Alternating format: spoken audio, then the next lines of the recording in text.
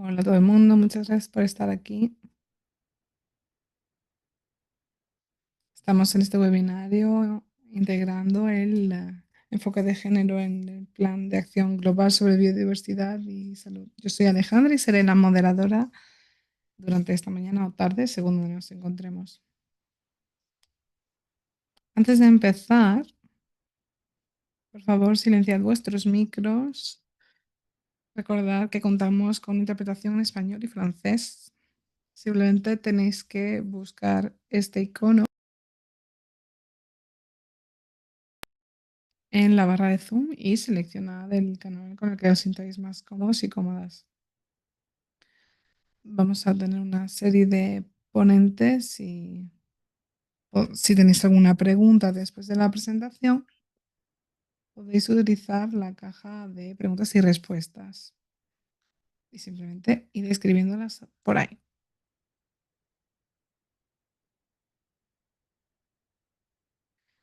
Hoy tenemos a tres ponentes estupendos. En primer lugar, tenemos a Sherika de la red de información del Caribe. También tenemos a Sara y a Roberto. Esa es la agenda para hoy. Tenemos primero una introducción y los objetivos de este webinario. A continuación pasarán los ponentes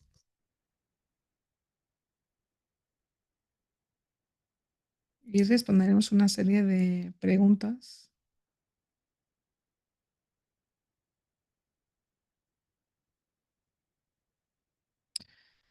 Dicho esto,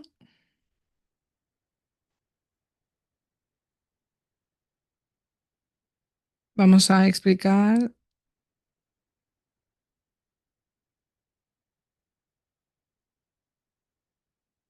por qué creemos que es importante establecer estas conexiones, porque la biodiversidad y la humanidad re- se reconoce la relación que existe entre los diferentes gobiernos. Si tenemos ecosistemas que sean saludables, la calidad del aire será mejor, también del agua. Y bueno, todas las leyes de biodiversidad están ahí para evitar diferentes crisis. Vemos la degradación del paisaje y cómo se exacerban las desigualdades y vulnerabilidades ya existentes. Con la adopción del Plan de Acción Global de Biodiversidad y Salud, es necesario abordar estos enlaces que existen entre biodiversidad, ecosistemas, servicios y el bienestar humano. La Secretaría está desarrollando una serie de indicadores basados en el conocimiento científico, amén de otras métricas y medidas para herramientas para medir el progreso. Es necesario hacer hincapié en la dimensión social y cómo esto tiene un impacto en los diferentes actores. Impactos, por supuesto, negativos que van de la mano de la degradación del ecosistema.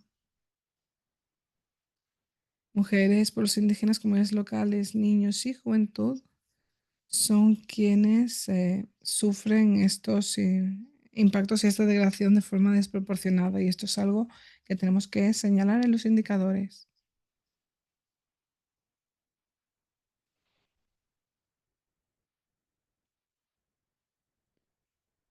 Los objetivos de este webinario son subrayar la importancia en estos indicadores y todas las métricas que tengan perspectiva de género, además de amplificar las voces y experiencias dentro del nexo biodiversidad-salud. Después de esta breve introducción, creo que estamos listas para empezar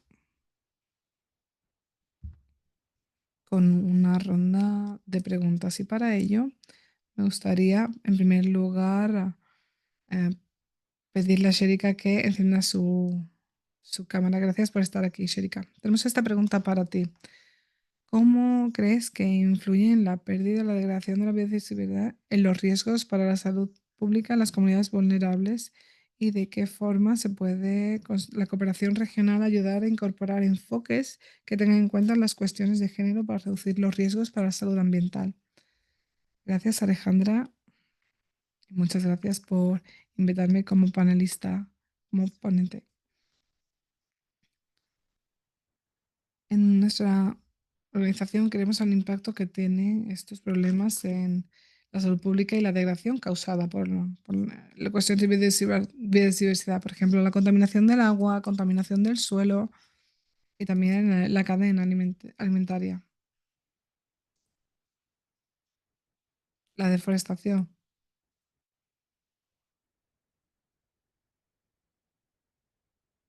Si tenemos, si las aguas y el suelo están contaminados, ¿qué le sucederá a la salud de la población? En primer lugar, vamos a ver cada vez más enfermedades que eh,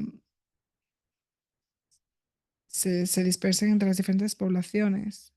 También habrá un problema de seguridad alimentaria porque habrá em, alimentos que estarán contaminados y habrá brotes continuamente. También veremos que las circunstancias serán cada vez más vulnerables. Por ejemplo, aquellas personas que consuman alimentos que quizás no estén tan procesada o que vengan directamente del ecosistema, como puede ser el pescado, personas que trabajan en comunidades agrícolas, sobre todo en aquellos países donde mujeres, niños y agricultores, em, em, estamos hablando al final de la nutrición de las personas más jóvenes. Si no contamos con alimentos de buena calidad y que sean saludables para dárselo a los niños, eso tendrá un impacto en su nutrición y dará pie a enfermedades, a diferentes enfermedades.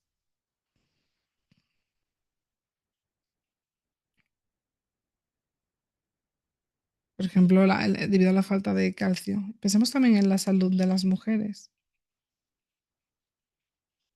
y el impacto que tiene, por ejemplo, también a los niños y que puede convertirse en toda una carga. Cuando hablamos de cooperación regional,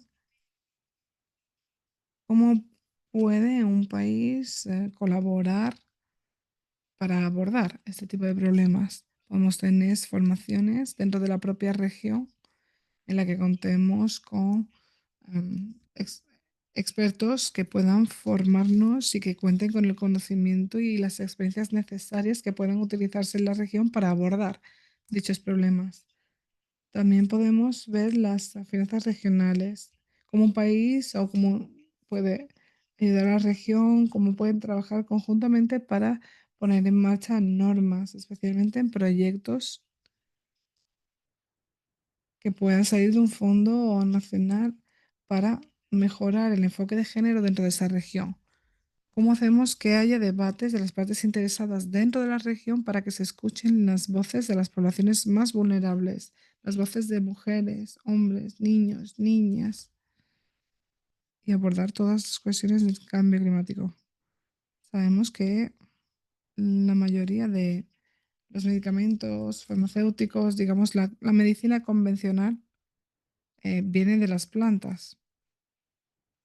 Nosotros ofrecemos hierbas medicinales también y al estar relacionadas con la biodiversidad, esto tendrá un impacto también en la investigación de las farmacéuticas respecto a la salud pública. Y básicamente eso sería un poco lo que quería comentar. Alejandra, te devuelvo la palabra. Muchas gracias, Shirika. Sí, has hecho hincapié en cuestiones muy importantes, así que gracias, gracias por ello. Mencionabas que las diferentes poblaciones que se ven afectadas por esta degradación del ecosistema y las leyes de biodiversidad, además de otros proyectos que podrían servir para abordar este tema. Y siguiendo esta idea, podemos tener esos proyectos o políticas, pero también necesitamos indicadores que reflejen todas estas ideas y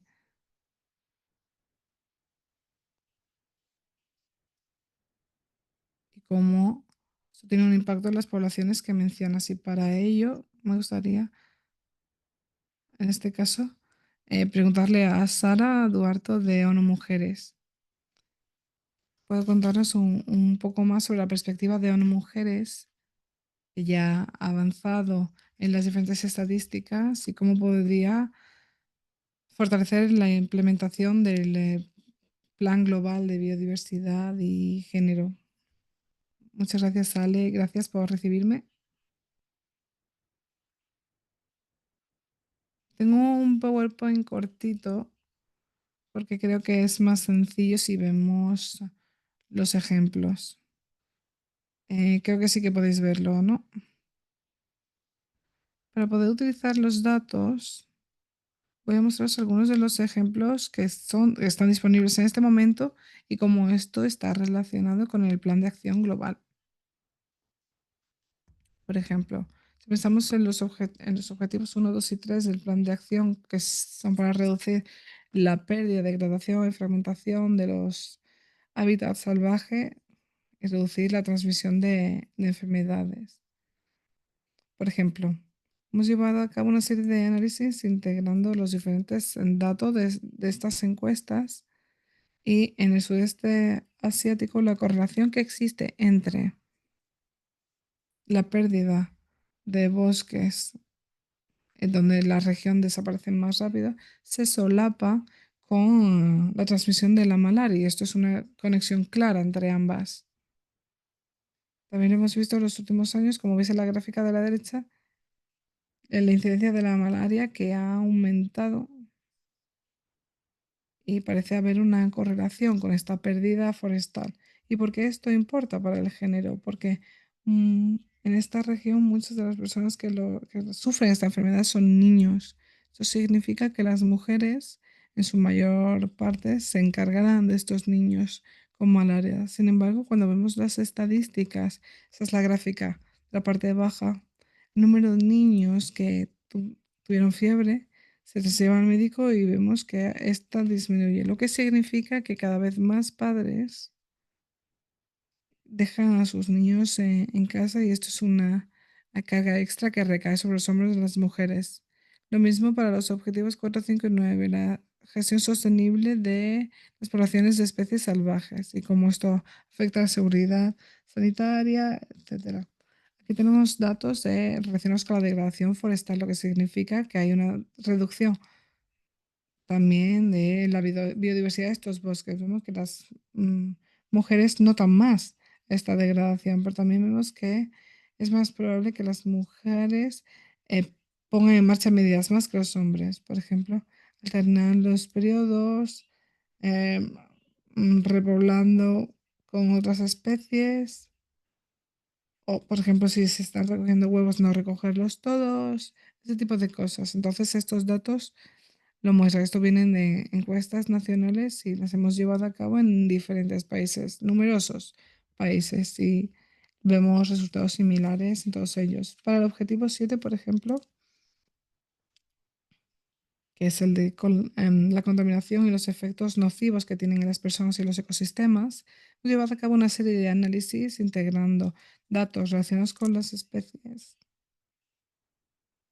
Y este es un ejemplo de Liberia, de la derecha, porque no podemos incluir todos los mapas de todos los países, pero en esencia podemos ver las partes del océano que tienen altos niveles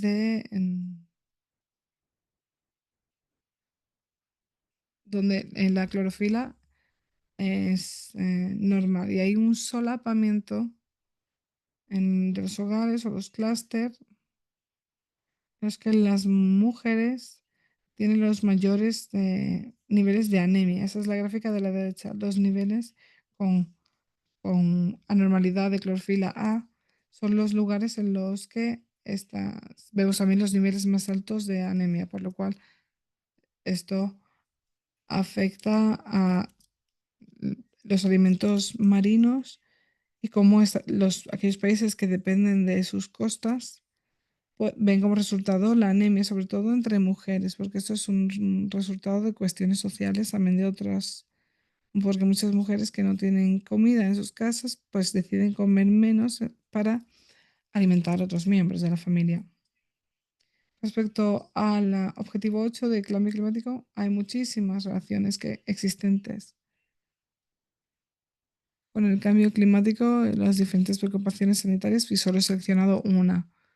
Pero tenemos muchos datos, hemos llevado a cabo muchísimos análisis. Pero en la derecha vemos la conexión que existe entre la aridez y quitando América Latina, en prácticamente todas las regiones vemos que estos niveles son mayores en los países donde hay más aridez. En América Latina quizás no son países tan am, áridos, entonces no. Pero de los países que tenemos datos, son países, muchos de ellos húmedos, por lo cual los datos se ven un poco cambiados. Pero aquí vemos que en la gráfica de la derecha, de nuevo, pueden ser áreas más áridas dentro de un país, también dentro de un mismo país. Esto tiene implicaciones muy importantes para la salud, así como el desarrollo económico, etcétera. En cuanto al objetivo 10, biodiversidad como pilar de la seguridad alimentaria y la nutrición, vemos los microorganismos beneficiosos para el suelo. Vemos el análisis sobre el uso de los pesticidas que está muy difundido. Estos son datos de Camboya, pero tenemos de otros países. Y vemos que en general es más probable que hombres utilicen fertilizantes e incluso productos para mejorar el crecimiento más que las mujeres. O, por ejemplo, para mantener de forma apropiada el equipamiento. Lo interesante aquí es que en la gráfica de la derecha vemos que la población que utiliza mayores niveles de pesticidas también son aquellos que notan la degradación en el suelo que utiliza. Entonces, para personas que utilicen, que no lo usan, solo el 30% de las personas los ven. Mientras que de aquellos que sí lo usan, esto aumenta al 70%. Objetivo 12 sobre biodiversidad que optimiza la integridad del ecosistema y la conexión que existe entre la salud física, mental, etcétera. Aquí quería incluir datos de Samoa, pero repito, tenemos otros países. Aquí se muestra que como resultado asumimos que la pérdida de biodiversidad es uno de los conductores, pero no son todos.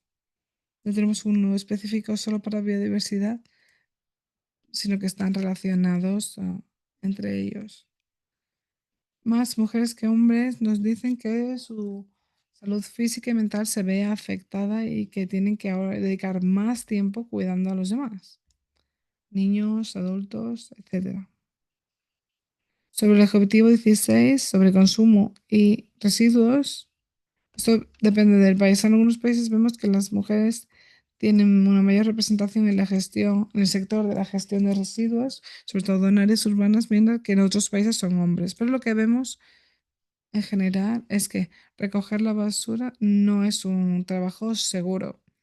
Vemos a muchas personas, en este caso en Camboya, el 6% de mujeres que ha experimentado enfermedades por la gestión de residuos, a pesar del hecho de que muchos utilizan material apropiado para am, la gestión de residuos.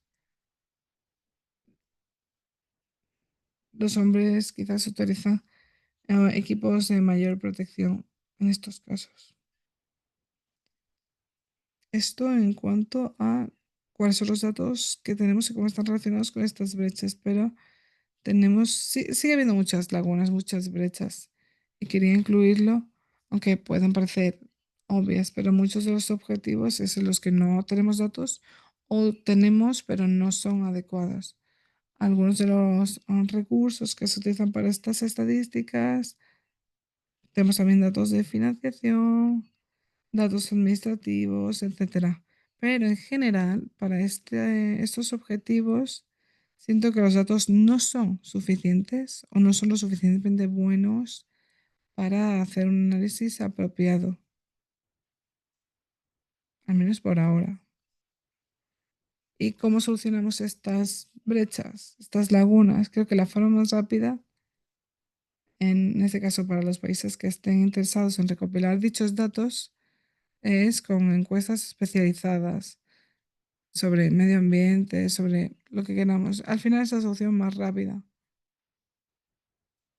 por medio de la Oficina de Estadística Nacional.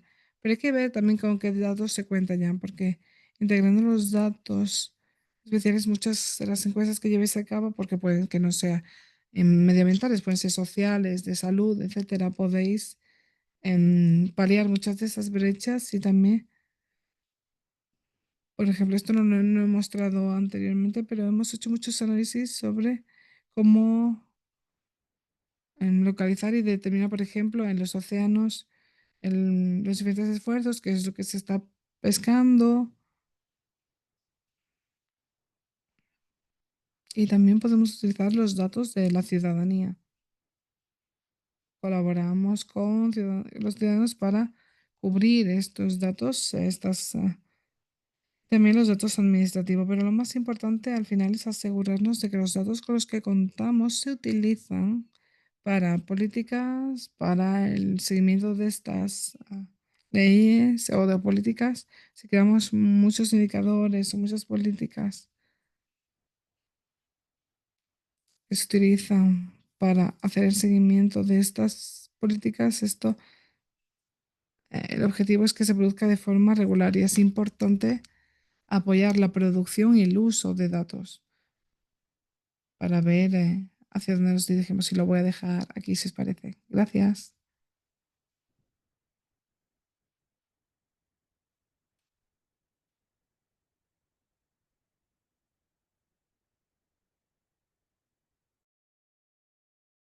Muchísimas gracias por la presentación que resalta, bueno, todos los temas que ya comentamos y ver cómo se puede utilizar los datos para llegar a los objetivos, para hablar del Coming Monreal y diferenciarlo también por género. Ahora voy a darle la palabra a nuestro último panelista, a Roberto, que es el coordinador de GIBN, que bueno, es de la Red Mundial de Biodiversidad Juvenil. Roberto, no sé si podías encender su cámara, porque quería preguntar, bueno, ¿qué tipo de indicadores relacionados con la juventud cree que deberían priorizarse en el Plan de Acción Mundial sobre Biodiversidad y Salud? Hola, Ali. No sé si está en el webinar. Creo que estaba, pero me parece que lo hemos perdido. Sí. Vaya, creo que está teniendo problemas de conexión. Vamos a esperar a ver si se vuelve a conectar.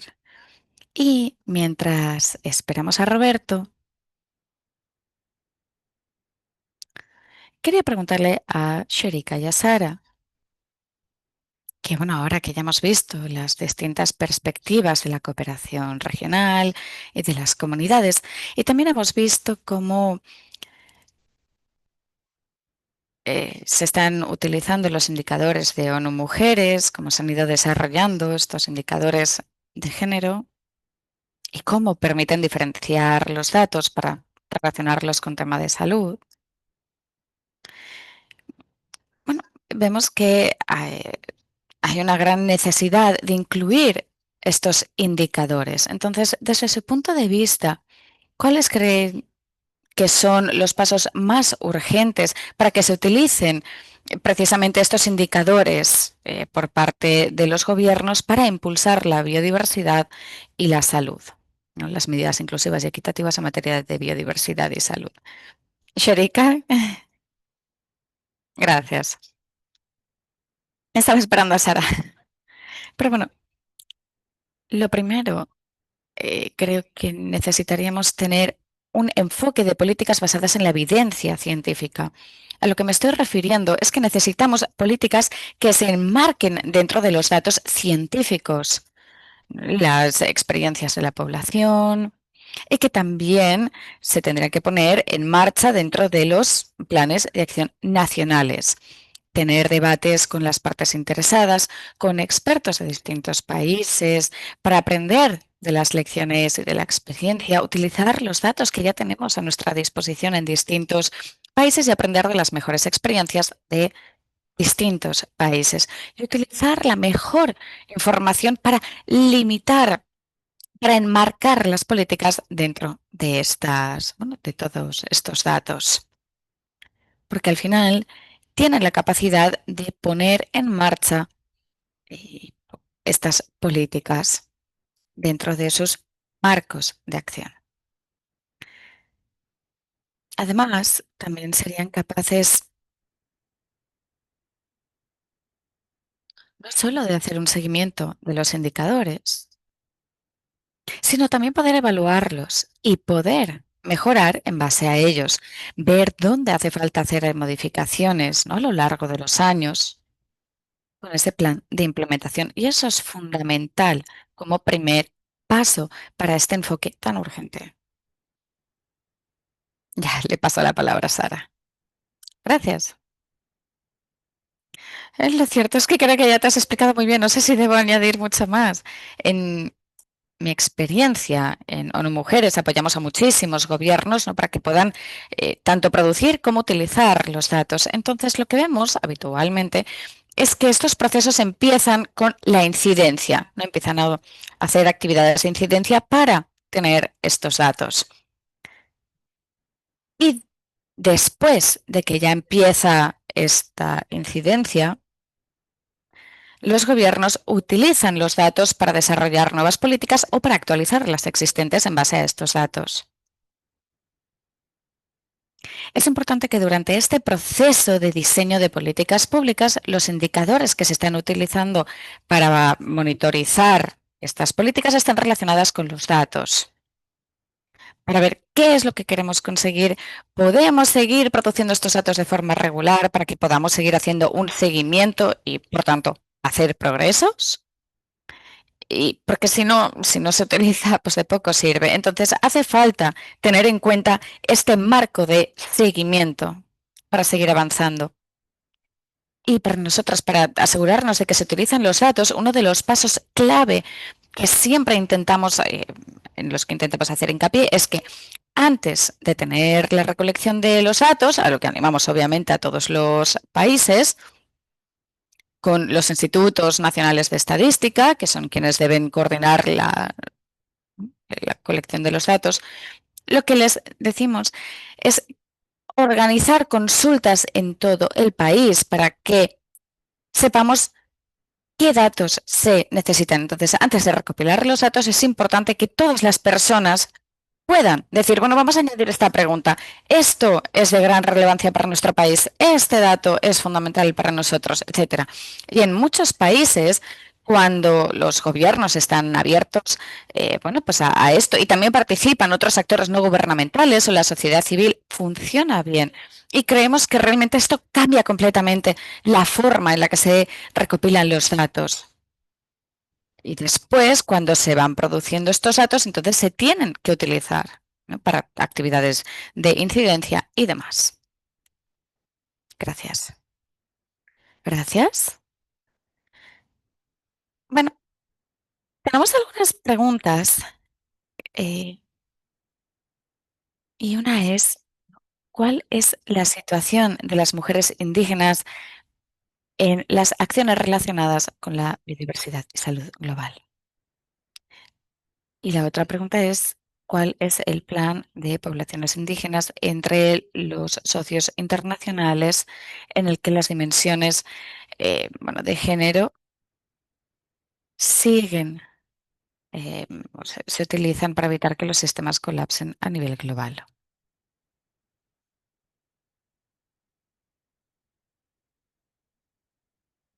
Quien quiera responder puede hacerlo. Sharika o Sara. Bueno, no sé muy bien qué decir aquí. Bueno, creo que esta es para mí, sí. Bueno, en yo trabajo en los datos y los indicadores, no tanto en políticas, ¿no? Este es mi campo de trabajo. Entonces, nosotros hemos estado recopilando datos desde hace muchísimo tiempo, pero nos hemos dado cuenta de que en países con una gran representación de las poblaciones indígenas, algunos de estos datos realmente no tenían nada que ver con la realidad de esta población. Y nos hemos dado cuenta de que necesitábamos un nuevo enfoque, que puede que no sea, bueno, pues el estándar o el marco que utilizamos en otros países, ¿no? Para recopilar estos datos. Pero hablamos con institutos nacionales de estadística para abordar este asunto. Es verdad que todavía no tenemos una solución. Tenemos una colaboración global con ciudadanos de distintas organizaciones que trabajan, bueno, pues con ciudadanos y la producción de datos. Entonces, trabajamos con un grupo de ciudadanos que trabajan con personas indígenas estrechamente. Todo esto para buscar una solución y poder, bueno, pues poder identificar mejor los problemas que puedan tener, para ver qué preguntas hay que hacer en las encuestas, cómo se recopila la muestra, para hacer trabajo in situ y también en el contexto de poder generar indicadores por parte de los ciudadanos y poder alimentar esta base de datos. Es verdad que todavía estamos trabajando en ello y no tenemos una solución definitiva ya, pero creemos que en unos 6 meses podremos tener, bueno, una mejor idea de cómo abordar este asunto. Para lo que acaba de comentar Sara sobre las comunidades indígenas y la relación con la salud pública, quería decir que las comunidades indígenas tienen un enfoque único para de lo que se llama la medicina tradicional. Y esto podría integrarse en la salud pública, porque tenemos la medicina convencional, tenemos la medicina tradicional y ambas tienen su lugar. Pero se tendría que animar a las comunidades indígenas a, bueno, encapsular este conocimiento para que se pueda utilizar también de forma científica. ¿A qué me refiero con forma científica? Voy a dar un ejemplo aquí. En Jamaica, por ejemplo, también trabajamos con medicina tradicional. Mi abuela, mi bisabuela, mi tatarabuela, todas ellas tenían una forma de tratar e influenciar en nuestra familia. Vamos a un sitio concreto, hacemos lo que nos dicen, etcétera. Y eso se lo enseñó a mi tatarabuela, a mi bisabuela, a mi bisabuela, a mi abuela, a mi madre a mí y yo a mis hijos, ¿no? Pero ¿cómo puedo encapsular toda esta información, la metodología con la que se utilizan estas técnicas? ¿Y cómo puedo llevarlo a plataformas científicas para ver cuándo podemos utilizar este tipo de medicinas tradicionales, la repercusión que puede tener en las familias, etcétera? Ahí es donde necesitamos traer todo este conocimiento de personas únicas. Tenemos que tenerlo todo junto para poder unir la medicina tradicional y la convencional para ver cuándo podemos utilizar cada una de ellas, cómo hacerla y cómo de robustas son estas técnicas, ¿no? Sobre todo, especialmente en momentos en los que hay tantas enfermedades emergentes, ¿no? Para las que a lo mejor hemos desarrollado resistencia a ciertos medicamentos. Entonces, ¿cómo podemos utilizar este conocimiento para, bueno, hacer frente a esta nueva crisis sanitaria? Y aquí creo que las comunidades indígenas podrían tener mayor voz en las convenciones científicas y transmitir sus conocimientos. Muchísimas gracias a las dos.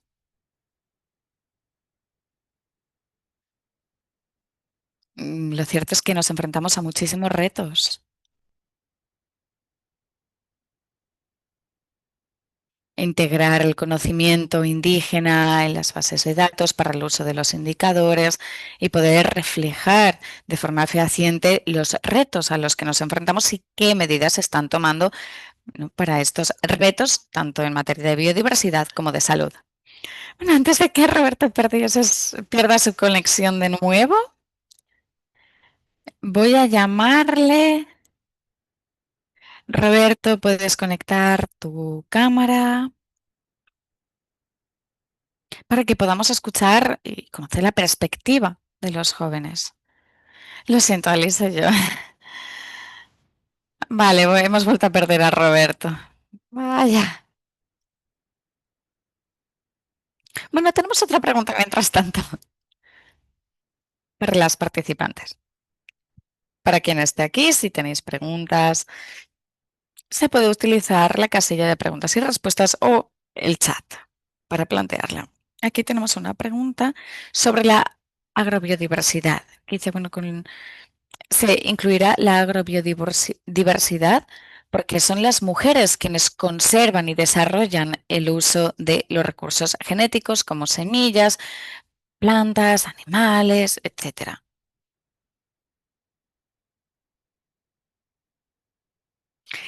¿Podríamos repetir la pregunta de nuevo? Porque no la acabo de entender del todo. Sí, dice, ¿los aspectos de la agrobiodiversidad se incluirán en los datos, etcétera? Bueno, en los datos no lo sé, pero de nuevo, no sé si estamos hablando de los datos en esta pregunta, pero lo cierto es que vemos que son principalmente los hombres los que gestionan con el procesamiento de semillas o semillas en general. Entonces, cuando tenemos estos datos de cambio climático, por ejemplo, lo que le pedimos, le preguntamos a la gente es, bueno, si en los últimos meses se han enfrentado a ciertos riesgos, retos, etcétera. Y también hablamos de las semillas, ¿no? Y hacemos varias preguntas de seguimiento también. Una de ellas es, ¿qué se ha hecho para prepararse y poder lidiar con estos retos, eventos catastróficos? Y si, bueno, pues si se han guardado semillas para la próxima estación, etcétera. Ya hemos visto que son los hombres quienes principalmente se encargan de esto. Las mujeres nos informan de que se encargan sobre todo del procesamiento de los alimentos, que es un paso básico. Pero los hombres suelen ser quienes hacen la selección de las semillas, quienes trasladan los animales a un lugar más seguro, etcétera, quienes cubren bueno, pues todas las cosechas. Entonces son aspectos los que predomina la presencia masculina, ¿no? Y luego, bueno, pues también el llevar a niños a lugares más seguros, eso se encargan las mujeres, también de elaborar los alimentos, etcétera. Entonces, creo que en tema de preparación hay diferentes enfoques. No sé si aquí la pregunta se dirigía precisamente a este punto, puede que no la haya entendido bien, pero bueno, esa es mi respuesta. Erika, no sé si quiere participar o responder. Uy. Bueno, si quiere completar lo que ha comentado Sara. Bueno, lo cierto es que estoy intentando buscar la pregunta e interpretar la pregunta bien. Y me estoy preguntando si la pregunta que ha planteado esta pregunta está hablando, pues, de garantizar la preservación y la calidad de las especias. O sea, hay conversaciones sobre los organismos modificados genéticamente. En muchos países hay alimentos concretos en los que si no se conservan esas semillas, entonces conseguimos alimentos de una calidad diferente. Entonces, lo que yo interpreto de la pregunta es si estamos hablando de las estrategias que se van a poner en marcha para poder garantizar la preservación de ciertas semillas que se utilizan para la producción de alimentos, para los recursos genéticos, etcétera. Si eso va a ser parte de los indicadores o del enfoque estratégico, yo creo que esta es una pregunta que ya se ha planteado. Creo que es una pregunta muy importante, muy relevante y que deberíamos, bueno, pues prestarle atención sobre todo para la preservación de ciertos alimentos en localidades concretas, porque veo que a veces preservamos ciertas semillas por temas de seguridad alimentaria en algunos países.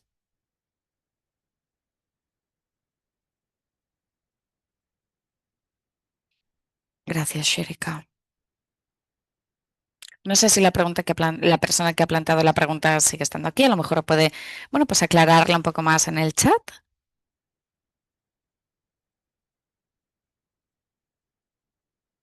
Para ver, bueno, si puede aclarar un poco más la pregunta. O a lo mejor, bueno, pues que nos diga si da por respondida su pregunta. Tenemos 2 preguntas más, así que vamos a seguir con ellas. Una de Michelle Ann Ruiz dice: ¿qué marco o bueno, kit de herramientas de una mujer se puede recomendar para dar visibilidad al tema de género y poder lidiar con la salud, el cambio climático y poder localizar proyectos?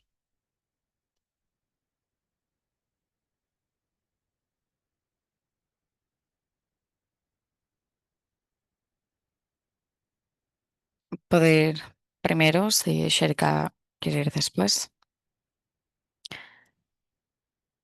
Para mí es un poco complicado recomendar como una única cosa, el mejor set, ¿no? Para biodiversidad, género y salud, ¿no? Los indicadores en estos campos, porque esto depende de las necesidades de una situación concreta, de un país concreto, etcétera. Entonces, normalmente antes de seleccionar un set de herramientas, tenemos que ver qué tipo de políticas se quiere hacer un seguimiento o qué tipo de logros se quieren conseguir. Y después ya se escogen los indicadores apropiados. Entonces, la comunidad internacional ha puesto a nuestra disposición muchísimas herramientas que nos pueden ayudar a tomar estas decisiones, diciendo, bueno, aquí hay una lista de indicadores que pues son nuevos a lo mejor o que tienen datos internacionales que han sido verificados, que sabemos que funcionan, etcétera. Pero no todos estos indicadores van a ser de utilidad para todos. Entonces, se pueden comparar, bueno, pues algunas de estas métricas para un país concreto, una situación concreta, una región concreta. Y entonces ver cuáles de todos estos indicadores son los más apropiados. Porque no sé, si vemos solo listas globales y globales, pues a lo mejor estaremos viendo algunos datos que no son relevantes para nuestro contexto concreto. Puedo añadir algunos links en el chat si queréis, con algunos indicadores que son útiles como punto de partida. Pero desde luego hay que hacer este trabajo de análisis previo a nivel regional o local para poder traer estos datos a las distintas realidades. Gracias, Sara. Sherika, ¿hay algo que quieras añadir? Sí, bueno, Sara lo ha resumido muy bien, porque muchas veces cuando los países piensan en utilizar estas herramientas, lo que tienen que entender es que estas herramientas son un marco que cada país necesita para modificar su situación. Entonces, tenemos una compilación exhaustiva de indicadores que sirven para distintos informes a nivel global o para distintas experiencias, para distintas realidades locales. Entonces, incluso para África, ¿no? Podemos hablar de un país en concreto y puede haber indicadores que trabajen bien en Nigeria, pero que no funcionen bien para Kenia o en Camerún. Porque los países, las experiencias concretas de cada uno de los países, aunque estén en un mismo continente, no tienen por qué ser las mismas. Entonces, cada político, cada ministro, cada grupo que sea responsable de, la parte de la implementación de los programas tiene que ver estas herramientas y extraer la información que realmente es relevante para el contexto nacional. Y se tiene que, bueno, pues utilizar la que es útil para el país, ¿no? Entonces, creo que, bueno, es lo que ha resumido Sara de una forma muy comprensible y muy fácil de digerir. Es prácticamente lo mismo que ha comentado ella. Gracias, Sherika. No sé si tenemos más preguntas porque todavía hay más tiempo. Yo quería preguntar, a ver, Sumina Suba. Has planteado algunas preguntas, no sé si quieres, bueno, pues abrir el micrófono y preguntarla tú. Sí. Hola, Shurika, Sara. Muchísimas gracias por esta sesión porque es un placer aprender más de vosotras. Mi pregunta es para Sara, pero bueno, también me gustaría escuchar la opinión de Shurika.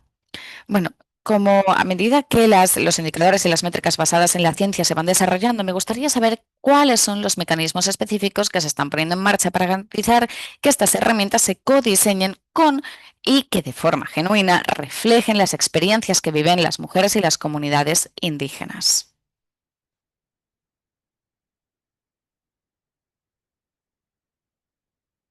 Gracias por esta pregunta. Bueno, he hablado de esto hace un ratito, ¿no? Cuando he hablado del contexto de los pueblos indígenas, porque de nuevo, tenemos muchas herramientas. Y tenemos todos estos indicadores, etcétera, y los conseguimos mediante consultas. Consultas con socios de gobiernos, con organizaciones de la sociedad civil, pero también con expertos de think tanks, ¿no? Es todo un proceso consultivo para conseguir las mejores medidas, para entender por qué lo son, etcétera. Pero lo cierto es que la involucración de los pueblos indígenas no siempre se tiene que dar por hecho. En algunos países tenemos barreras lingüísticas, en otros hay una falta de reconocimiento por parte de los gobiernos, ¿no? Entonces, bueno, hay distintas barreras a tener en cuenta. Que no es que nos lo impidan hacer el trabajo, sino que nos hacen que sea, bueno, más complicado, que no se tenga que dar por hecho. Entonces, bueno, recientemente hemos empezado una nueva línea de trabajo con, bueno, toda esta red de colaboración ciudadana de recaudación de datos, que produce datos que no tiene por qué ser oficial, pero que se podría convertir en datos oficiales. Pero que lo que sí que sabemos es que son datos que se generan desde los ciudadanos para los ciudadanos. Y hay un subgrupo que gestiona los datos con ver cómo se pueden medir las variantes medioambientales desde la perspectiva de juventud y mujeres. Y ahora mismo estamos en el proceso de identificar las mejores soluciones para ponerlas en marcha y medir las soluciones para las comunidades indígenas. Entonces, estamos trabajando con organizaciones de la sociedad civil y comunidades indígenas para saber, conocer de primera mano qué temas medioambientales les gustaría resaltar y tener de los datos. Por ejemplo, conocimiento tradicional o gestión de la tierra o de las semillas, etcétera. Gestionar o ver cómo lidiar con la pérdida de la biodiversidad. Entonces, estamos intentando incluirles porque se ven muy afectados, ¿no?, por los temas de biodiversidad. Obviamente, cada vez que hablamos del tema del cambio climático, de la contaminación, todos estos temas salen de forma recurrente cuando hablamos con las comunidades indígenas. Entonces, todavía estamos en el proceso, es verdad, y no tengo una respuesta sobre cuál sería la solución, pero sí que estamos esforzándonos para ver que este proceso sea inclusivo y que las mediciones respondan a sus necesidades. Gracias. Muchas gracias, Sara. Estamos en el buen camino en cualquier caso. Y, perdón, he hablado muy rápido antes, lo siento, intérpretes. Gracias, Amina. No sé si querías añadir algo más. Sí, para complementar lo que Sara ha comentado, porque mencionaba puntos muy importantes sobre el tema de la consulta, por ejemplo. Pero hay un cambio en cuanto a las tasas de los niveles de participación. Y es importante que haya entendimiento y saber cuáles son los esfuerzos que se hacen para la consulta, porque esto significa que alguien debe responder a dicha consulta. Por lo que es importante para que los diferentes grupos, que siempre que se realice una consulta, que se involucren en la misma y que haya un esfuerzo colectivo para que todos los miembros del grupo sean parte. Tiene que haber una persona que lidere en cualquier caso que sea de estas partes interesadas, que recopile la información. A menudo escuchamos, es que no se me ha escuchado o esto no se ha documentado. Bueno, he sido parte de un proceso en el que se ve que se envía la consulta y cuando vemos la tasa de respuestas es un poco abrumador ver que hay tan pocas respuestas. Si quieres que se escuche tu voz, tienes que ser parte de ello. Y para ello debes implicarte en el proceso, responder al menos a la consulta, a la encuesta. Participa en las reuniones, añade tu voz a ello, porque esto es de vital importancia, sin duda. Gracias, Sherika. Sin duda es importante que los representantes también formen parte de la consulta, y que sean parte activa de la misma.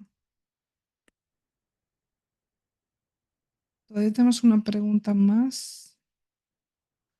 No sé si la persona que la ha planteado, si quiere añadir otra, pero antes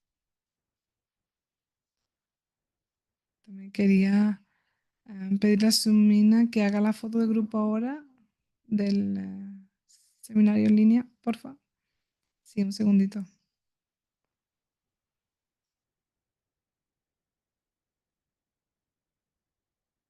Vale, pues si podéis encender la cámara, muchas gracias por participar.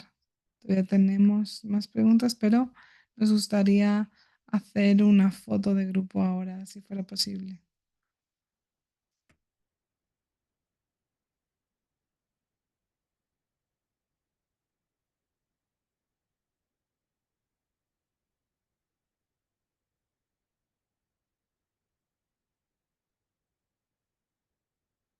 Vale, ¿estáis listos? Una más, porfa.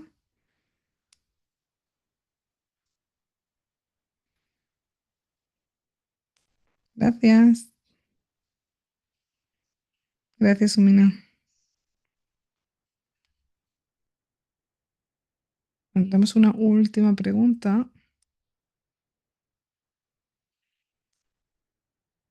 Es cómo el enfoque de género puede fortalecerse en la promoción de la biodiversidad, en el caso específico de los pueblos indígenas que hasta ahora sufren a la hora de, o les cuesta entenderlo, ya que se ve como algo que va contra sus tradiciones, contra sus costumbres, cuando ellos son grandes protectores de la biodiversidad.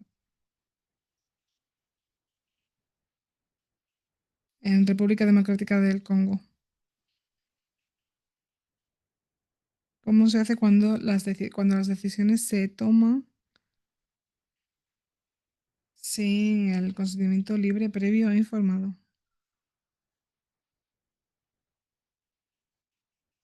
Creo que esta pregunta es complicada en realidad.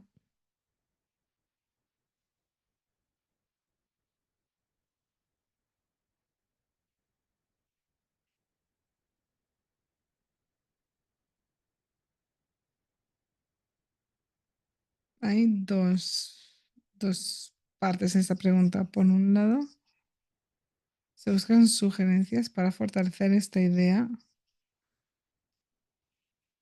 y quizás cómo mejorar la promoción en el país y asegurar que es algo que Sara seguramente comparte, porque hay diferentes enfoques para la promoción, pero hay una parte de la pregunta que quizás se fije más en la parte de políticas de ese país, en cuestión de cómo se tomen las decisiones, pero quizás no podemos hablar en este nombre.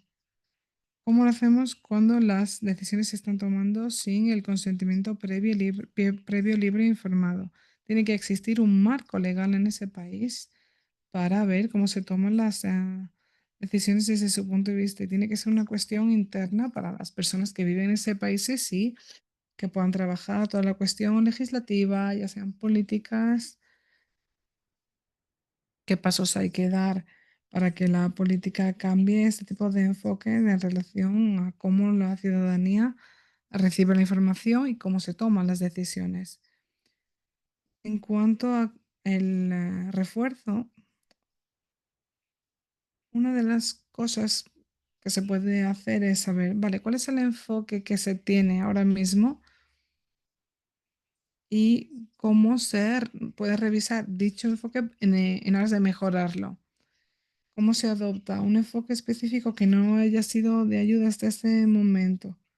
¿Qué es lo que no se ha estado haciendo? ¿Por qué no ha funcionado quizás para nosotros, nosotras?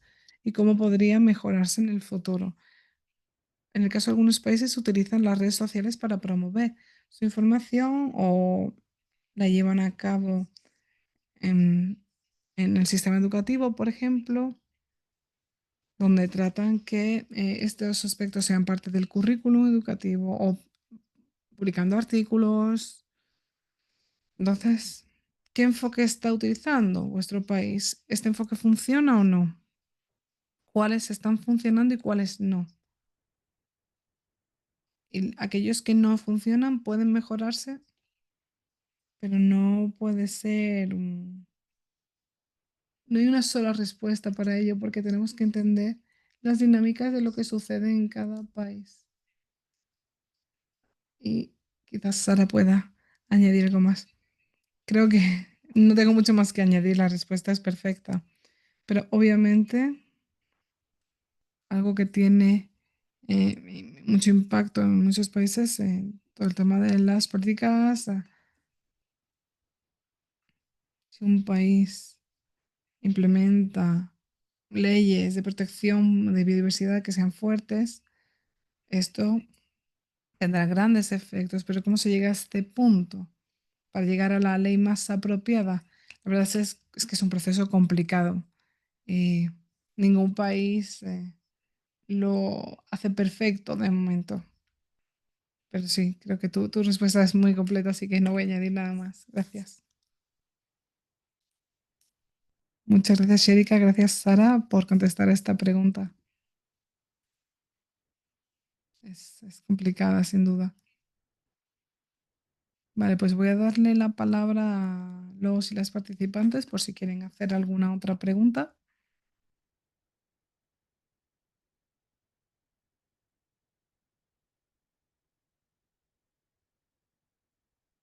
Desafortunadamente, Roberto no ha podido unirse a la reunión por cuestiones de conexión, pero voy a compartir en el chat, si os parece, la perspectiva de la juventud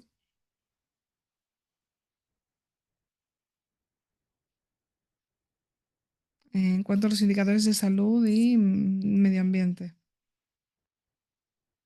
para que podamos también tener esta perspectiva. Y si queréis, podéis echarle un vistazo al enlace y ahí encontraréis la perspectiva de la juventud relacionada con estos indicadores de salud y medio ambiente que se están desarrollando en este momento dentro del convenio.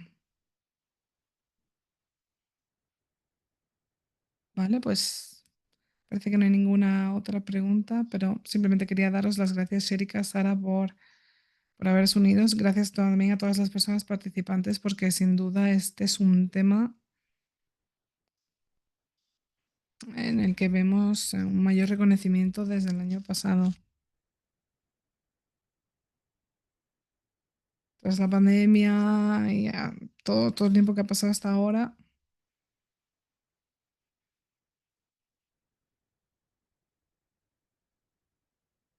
vemos como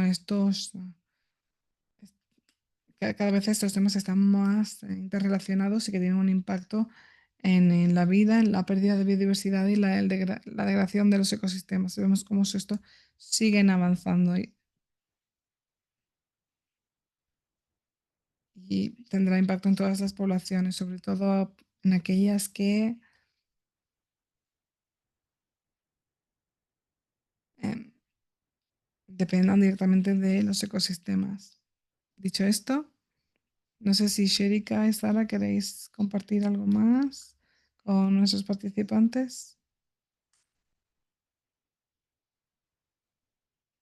Vale, pues muchas gracias de nuevo por vuestra participación. Gracias por responder a todas las preguntas. Y bueno, creo que podemos cerrar aquí la sesión.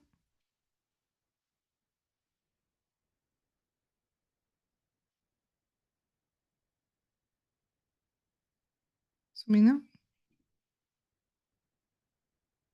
Es que enciendo y apago el micro continuamente.